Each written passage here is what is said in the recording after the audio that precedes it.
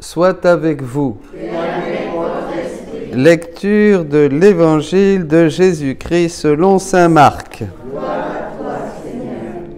En ce temps-là, dans son enseignement, Jésus disait « Méfiez-vous des scribes qui tiennent à se promener en vêtements d'apparat et qui aiment les salutations sur les places publiques, les sièges d'honneur dans les synagogues et les places d'honneur dans les dîners. Ils dévorent les biens des veuves et, pour l'apparence, ils font de longues prières. Ils seront d'autant plus sévèrement jugés. » Jésus était assis dans le temple, en face de la salle du trésor, et regardait comment la foule y mettait de l'argent. Beaucoup de riches y mettait de grosses sommes. Une pauvre veuve s'avança et mit 2 pièces de monnaie.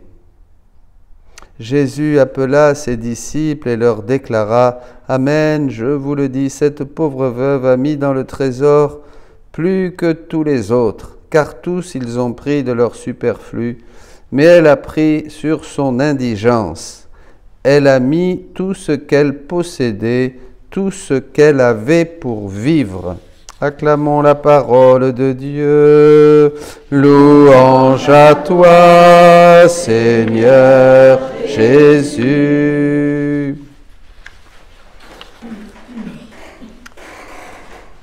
Bonjour à tous les amis, en ce samedi, faisons mémoire de la Vierge Marie, notre mère, celle qui avait tout et qui était la plus pauvre, parce que justement elle était toute pleine de Dieu. Elle n'avait rien à elle en propre. Et merci à tous ceux qui nous écrivent, à tous ceux qui partagent, à tous ceux qui nous appuient, et c'est vraiment très touchant. Voilà, je tiens à le faire parce que il faut le faire de temps en temps quand même, dire merci à tous ces gens, tous ces amis. Alors, aujourd'hui, cet évangile de la petite veuve qui met tout ce qu'elle a pour vivre, c'est très intéressant. Vous voyez, Jésus fait des choses dans l'évangile, il a des paroles, des actes, des miracles, etc. Mais c'est toujours la divine volonté qui soutient tout, bien sûr, puisque tout vient de la divine volonté, tout, même l'Eucharistie, le pain et le vin qui deviennent corps et sang de Jésus, c'est la divine volonté. L'air que vous respirez, c'est la divine volonté. Elle est dans le soleil, elle est dans tout ce qui vit, dans tout ce qui bouge. C'est elle qui est la créatrice, la conservatrice, la nourricière de tout. Donc voilà, c'est ça. Donc on peut autant, comme elle soutient les Écritures aussi, la Bible et le Nouveau Testament, on peut évidemment, c'est une surabondance. Dès qu'on est dans la divine volonté, on voit que Jésus a fait des choses et il en a expliqué certaines à ses disciples, mais derrière cette divine volonté voulait nous faire comprendre des choses tout au long des siècles, vous comprenez? D'ailleurs Jésus le dit, j'ai encore beaucoup de choses à vous dire, l'Esprit vous conduira vers la plénitude de la vérité. Donc tout ce qu'a fait Jésus nous sert d'enseignement. Et aujourd'hui c'est très beau parce que j'ai bien aimé, ce matin je me disais Seigneur, alors qu'est-ce que tu veux nous dire à travers cet évangile? Et je reçois aussi beaucoup de courriers de frères et de sœurs qui commentent l'Évangile et qui envoient des textes que vous pouvez trouver évidemment sur les sites, etc. et sur les réseaux sociaux. Parce que la divine volonté nous donne une abondance, et tout le monde peut puiser et boire à grande gorgée, dit le Seigneur. Mais j'ai choisi un texte du volume 12, le 16 février 1921, parce que cette petite veuve, elle est veuve, elle a perdu son époux, elle représente cette bonne volonté, elle n'a du cœur qui cherche vraiment Dieu, voyez, et qui est prête à tout sacrifier pour Dieu. Qui va tout donner. Le matériel, bien sûr, c'est plus facile, et encore, c'est pas toujours facile. L'affectif, c'est pas toujours facile non plus, quand il faut sacrifier ce qu'on aime. Laisse ton père enterrer les morts, laisse les morts enterrer les morts, toi viens, suis-moi. hein, ou celui qui ne renonce pas à son père, sa mère, son fils, sa fille, tout ça, bon, c'est pas facile, hein, bon, mais c'est la grâce du Seigneur. C'est pas qu'il faut laisser les autres et les mettre de côté, bien sûr, et ne pas les aimer. On peut être marié, avoir des enfants et suivre le Seigneur. C'est que le premier dans notre cœur, c'est le Seigneur. Le premier dans notre cœur, c'est Jésus. Voilà, c'est ça que ça veut dire. Bon.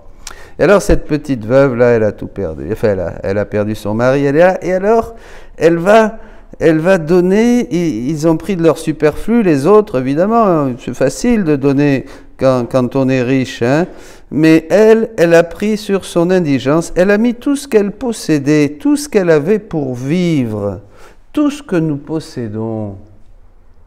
Et qu'est-ce que ça peut être, ça, tout ce que nous possédons? Quand on a tout donné, qu'est-ce qui nous reste encore? Hein? Qu'est-ce qui nous reste encore? Et le plus dur, hein, le plus difficile à donner, la volonté propre, notre volonté humaine, bien sûr, c'est là. Laissez Dieu toujours, hein, vivre. Alors, Jésus dit, ma fille, pour entrer dans mon vouloir, il n'y a ni chemin, ni porte, ni clé. Vous voyez, c'est rassurant, hein, tout le monde peut rentrer donc. Hein, parce que mon vouloir se trouve partout. Ce que je vous disais au début de la messe, c'est souvent on cherche Dieu. Et bon, enfin non, je ne vais pas trop faire de digression là. Et mon vouloir se trouve partout, il court sous les pieds, à droite, à gauche, au-dessus de la tête, partout. Pour y entrer, la créature ne doit rien faire d'autre qu'en d'enlever le petit caillou. Pietruccia en italien. Alors, ce n'est pas dans la traduction française, mais 3 fois dans ce texte, Jésus parle de ce petit caillou. Très important. Dans le texte original. Le petit caillou. Vous savez, un petit caillou, c'est pas gros, hein, mais ça peut bloquer complètement un engrenage. Ça peut foutre tout en l'air. Hein. Imaginez une montre suisse, hein, de très très bonne qualité et que par un hasard quelconque, impossible presque, hein, un petit grain de sable se mette dans le mécanisme de la belle montre suisse. Et bon là c'est foutu, hein. Il faut tout démonter. Hein. Alors voilà, le petit caillou de sa volonté, car sans cela, même si elle est dans ma volonté, elle ne peut jouir de ses effets. Ça bloque tout. Cette petite pierre, et devient comme une étrangère dans ma volonté. On est dans la volonté de Dieu, mais on n'a pas de communication. C'est une étrangère. On est là, comme beaucoup. Hein. On vit tous dans la divine volonté, mais on n'a pas compris encore qu'elle est là pour courir en nous, pour nous donner son fluide, nous donner sa vie, son énergie, nous transformer, nous nourrir. Voyez ? Car le petit caillou de sa volonté, de la volonté propre, empêche ma volonté de courir en elle. Vous voyez, c'est incroyable. Hein. La volonté humaine, le libre arbitre, la puissance de dire non à Dieu. Et c'est ce qu'a fait Adam quand il a pris l'arbre de la connaissance du bien et du mal. C'est l'arbre, c'est la volonté propre qui a dit à Dieu, non, je ne servirai pas, comme disait Satan, comme a dit Lucifer au début, non serviam, je ne servirai pas. Laisse-moi tranquille. Et l'homme s'est retrouvé pauvre, hein, pauvre, complètement pauvre. Voilà, c'est fini, il a tout perdu. Il a perdu les dons divins, il a perdu la divine volonté, il a perdu la vie divine. Adam, qui était si riche, à l'image et à la ressemblance de Dieu, et qui avait tous les dons de Dieu qui couraient en lui, a tout perdu et se retrouvé comme nous sommes maintenant, voilà, de pauvres bougres. Hein. Car le petit caillou de sa volonté empêche ma volonté de courir en elle. De la même manière que les pierres du rivage empêchent les eaux d'aller où elles veulent. Mais si l'âme enlève le petit caillou de sa volonté, à ce même instant, elle court, hein, en moi, et moi en elle, et trouve tous mes biens à sa disposition, la lumière, la force, de l'aide, ce qu'elle veut. Et c'est l'abandon. Dans la divine volonté, on ne se préoccupe de rien, on n'a pas à s'inquiéter, juste laisser Jésus vivre et courir en nous, c'est quelque chose qui nous... Mais si on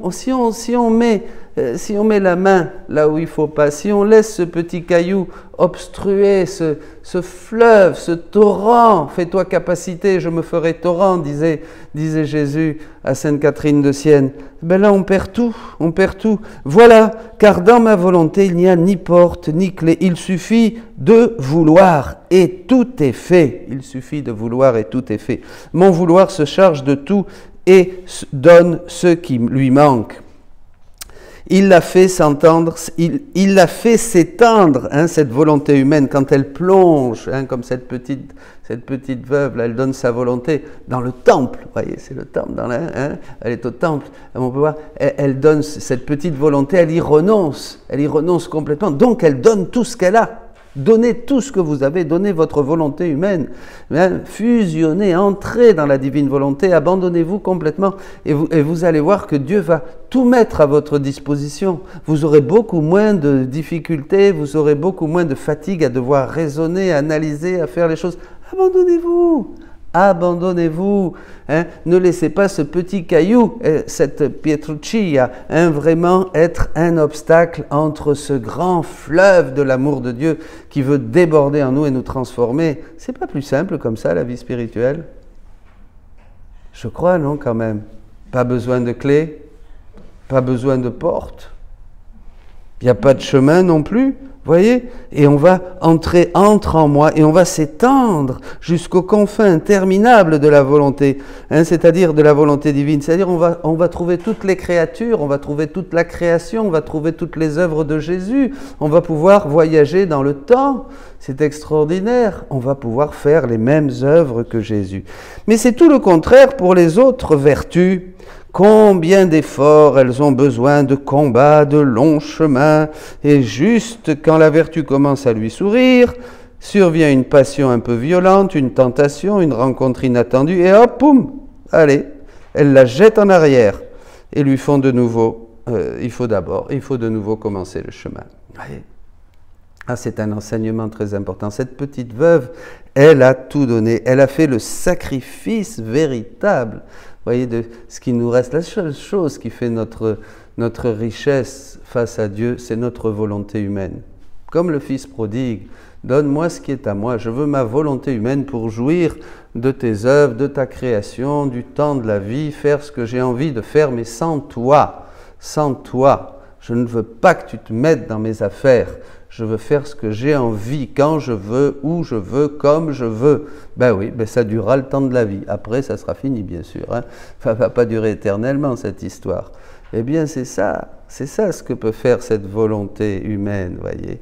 Mais elle forme la croix. Hein. La volonté humaine, c'est l'horizontale, dit Jésus. La volonté divine, la divine volonté, c'est le vertical. Ta volonté s'oppose à la mienne. L'une est la croix de l'autre. Voilà, c'est ça. Voyez, par contre, quand on fusionne dans la volonté, on unit les deux croix, les deux branches, et alors là, eh bien on entre dans ce monde divin. Hein. Alors, Jésus, dans un autre texte, enseigne à Louisa, et puis j'en prends deux textes quand même, c'est important. Donc là, c'était le volume 12, 16 février 1921, et l'autre, volume 31, le 22 janvier 1933. Je me demande pourquoi Jésus est si intéressé à ma volonté, pour me donner la sienne en échange. Et ça, c'est ça. La petite veuve met sa volonté, donne sa volonté à Dieu, elle en fait le sacrifice dans le temple, vous voyez, et elle reçoit tout Dieu. Elle reçoit tout, elle donne tout, elle reçoit tout. Et de toute façon, il faut tout donner pour que Dieu, l'amour de Dieu, consume tout. On entrera au ciel sans rien de volonté humaine. Rien. Sans rien. Et la volonté humaine, elle peut déjà mourir ici, sur terre, et le ciel, il peut commencer, si vous voulez, sur terre. Ça te paraît peu de choses, dit Jésus à Louisa, de commencer sur terre la vie du ciel? Parce qu'on s'imagine que le ciel, on a des idées fantaisistes sur le ciel, vous savez, on pense que, je sais pas, qu'il y a des nuages, et puis qu'il y a des anges qui jouent de la harpe, je n'irai pas dans un truc comme ça, moi, oh là là, qu'est-ce que c'est ennuyeux ça, hein? Et non, mais c'est pas ça, le ciel c'est la connaissance, le ciel c'est connaître Dieu, le ciel n'est pas dans un lieu à droite ou à gauche, hein? Le paradis terrestre, il n'est pas là-bas, en Orient, ou je ne sais pas où, il faut mieux pas y aller en ce moment, mais enfin, bon, c'est pas trop le paradis, hein. Il s'envoie des bombes et tout ça, mais oui, ben non. Et le ciel, c'est dans ton cœur, c'est dans ton âme, dans la mesure où tu laisses Dieu y régner. C'est ça le ciel qui commence sur terre. Et on est fait pour ça. Alors, il suffit de faire cet échange de volonté. Et si intéressé de ma volonté pour me donner la sienne en échange, c'est moi qui en profite. En ayant une divine volonté en mon pouvoir, je possède et enferme toute chose en moi. Prenez ça pour vous. C'est Louisa qui se parle à elle-même. Hein. Et même Dieu lui-même. Mais la chose la plus étonnante, c'est qu'en échange pour tout cela, il veut ma volonté, il veut ma petite pierre. Il veut ma volonté, c'est tout ce qu'il veut. À quoi peut lui servir cette faible et insignifiante volonté qui peut seulement produire plus de mal que de bien? Si, ça on l'a vu. On a vu que chaque fois qu'on veut passer avant Dieu, chaque fois qu'on veut faire les choses à notre manière, chaque fois qu'on veut parler selon nos critères, chaque fois que l'on veut prendre des initiatives parce qu'on a peur, parce qu'on est sous la pression du gain, de la peur, de la jalousie, de nos passions, chaque fois que l'on veut faire quelque chose et que le malin peut s'y mettre, chaque fois on fait une bêtise, chaque fois on ressort vide, sans Dieu, on n'est pas heureux. Vous voyez, la vie spirituelle, la vie dans la divine volonté nous enseigne une vie spirituelle très simple. C'est ça qui est formidable, ça révolutionne la vie spirituelle parce que c'est simple, c'est à la portée de tous. C'est du basique, très basique, mais on ne l'avait pas vu. On ne pouvait pas le voir, il fallait que Dieu nous le révèle. Vous comprenez, on ne peut pas voir les choses si les yeux ne sont pas ouverts. Eh bien Dieu, il nous ouvre les yeux pour que nous voyions maintenant et que nous puissions pratiquer maintenant sa parole et être vraiment, comme dit l'apôtre Jacques, heureux dans cette vraie voie et cette vraie loi de liberté. Amen, alléluia. Il est évident que Jésus ne comprend pas la valeur exacte de ce qu'il donne comparé à ce qu'il reçoit en échange. Alors là, Louisa, elle dit, il ne comprend pas, Jésus, c'est pas possible. Je lui donne ma petite volonté toute rachitique, toute égoïste, toute centrée sur moi-même, qui ne sert à rien, qui ne peut rien avoir de bon, et lui me donne en échange sa volonté divine où je peux tout, je reçois tout, je jouis de tout, je suis transformé. Mais il va pas bien là, Jésus. Et c'est pas un bon commerçant, Jésus, hein. Non, c'est vrai, en plus, il a tout perdu, vous avez vu. Hein, il est venu, il s'est fait pauvre pour nous enrichir de sa pauvreté. Il est mort sur la croix, tout nu, sans rien. C'est vraiment, Jésus n'aurait pas été un bon commerçant. D'ailleurs, il n'aimait pas les commerçants, vous vous rappelez, au temple, il les a dérouillés. Bon, alors, eh bien oui, parce qu'ils voulaient faire leur volonté propre dans la maison de Dieu. Ça va pas, ça. On ne fait pas des choses comme ça. Voyez, allez, c'est pas un peu ce que font les cathos quelquefois? Dans la maison de Dieu, on va aussi faire notre volonté propre, pas vrai?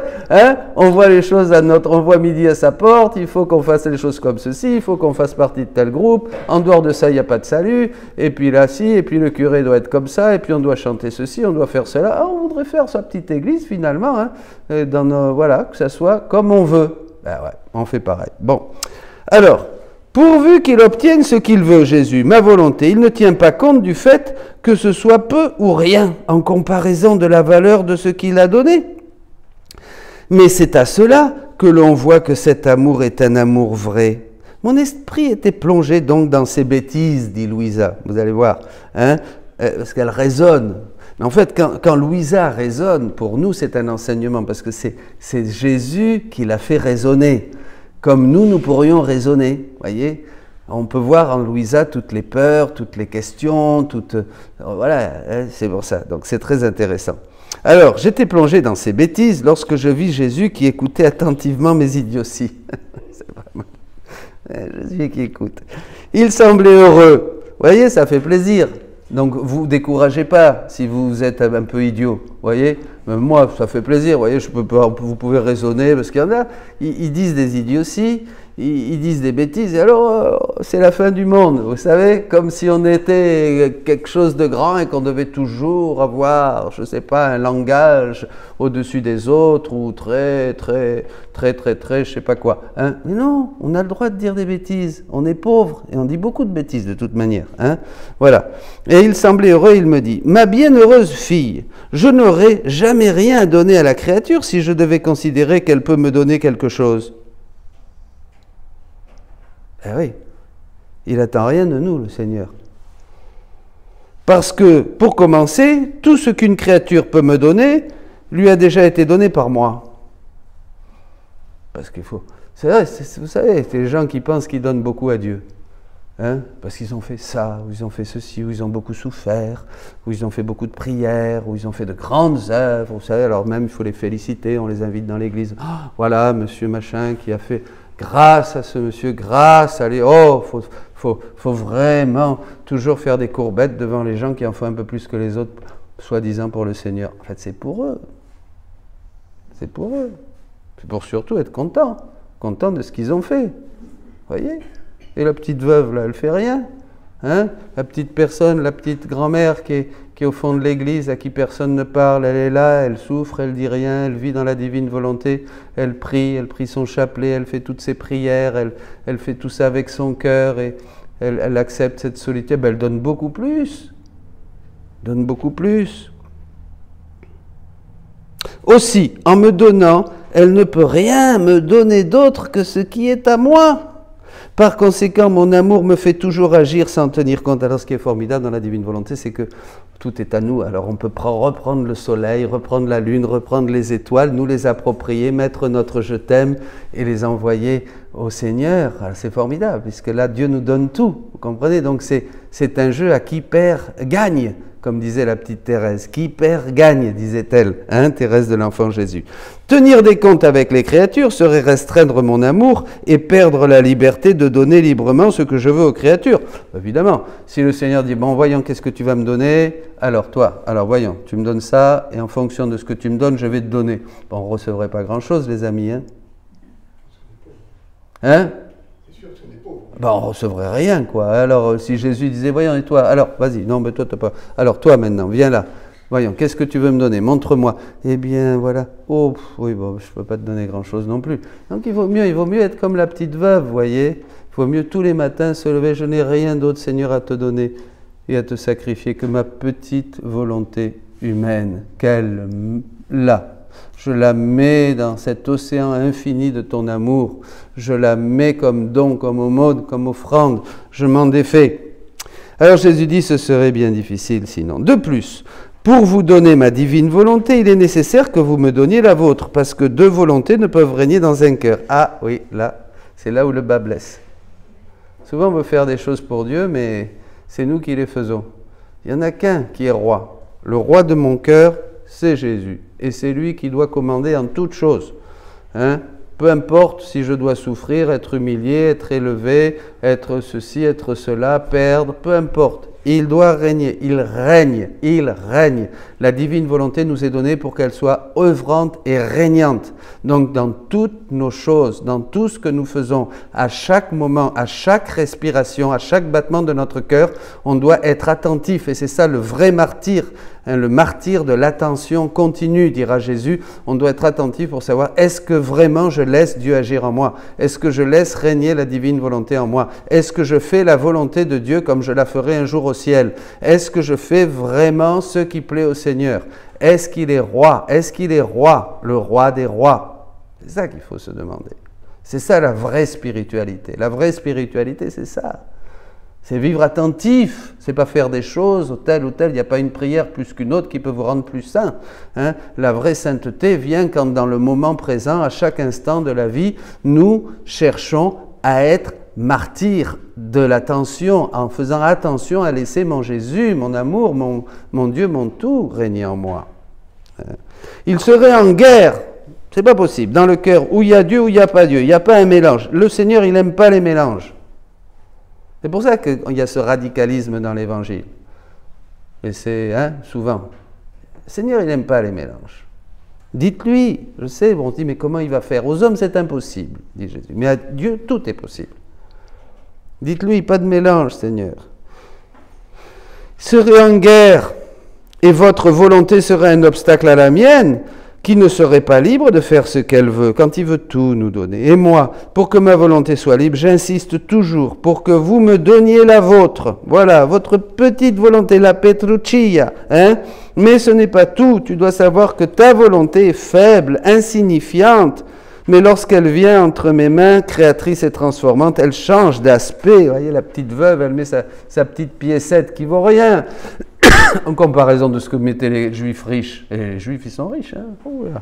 Attention, ils étaient riches du temps de Jésus, hein, comme aujourd'hui d'ailleurs. Bon, et alors, elle met cette petite pièce. Elle met tout. Et Dieu va tout lui donner. C'est extraordinaire, ça a un effet énorme, vous vous rendez compte? Ça a un effet énorme, c'est une bombe, elle met tout ce qu'elle a, et alors tout est transformé, elle va voir la joie, ça va se sentir. Elle était d'ailleurs, c'est ça tout ce qu'elle possédait pour vivre, donc elle était heureuse. C'est la petite veuve joyeuse, elle était joyeuse parce qu'elle a tout donné. Hein? Vous comprenez? Alors, elle change d'aspect, je la rends puissante, je lui donne la vie, je mets en elle le mérite qui produit le bien, c'est-à-dire tous les biens, hein, et je l'utilise afin de ne pas la laisser oisive. Ah là, vous voyez, c'est pas une petite veuve inutile. Vous voyez, aujourd'hui on se plaint, on voudrait faire de grandes choses pour le Seigneur. Faites donc ça! Pas la peine de vouloir faire je sais pas quoi, moi. Faites donc ça tous les jours. Le martyre de l'attention pour donner dans chaque chose, dans chaque initiative, dans chaque activité, votre volonté à Jésus. Eh bien, vous ne pouvez pas faire. Jésus vous transforme et fait que vous vous étendiez partout dans la création, dans la rédemption. Et vous êtes ces âmes privilégiées, ces créatures privilégiées qui participent en tout à l'agir créateur de Dieu, à l'agir rédempteur de Dieu. Partout, partout, partout. Pas d'oisivité, bien sûr. Je deviens céleste, je deviens le céleste jardinier qui travaille dans le champ de ta volonté. Et j'en fais un magnifique champ de fleurs, un jardin de mes délices. Le Seigneur prend ses délices au milieu des hommes, dit la parole de Dieu. Eh bien, que tous nos cœurs, à chacun, soient un vrai jardin. Demandons à Maman Marie qu'elle nous enseigne à faire ce qu'elle a fait, hein, de son cœur, un paradis pour Dieu, un ciel pour son Jésus. Amen. Soyez bénis.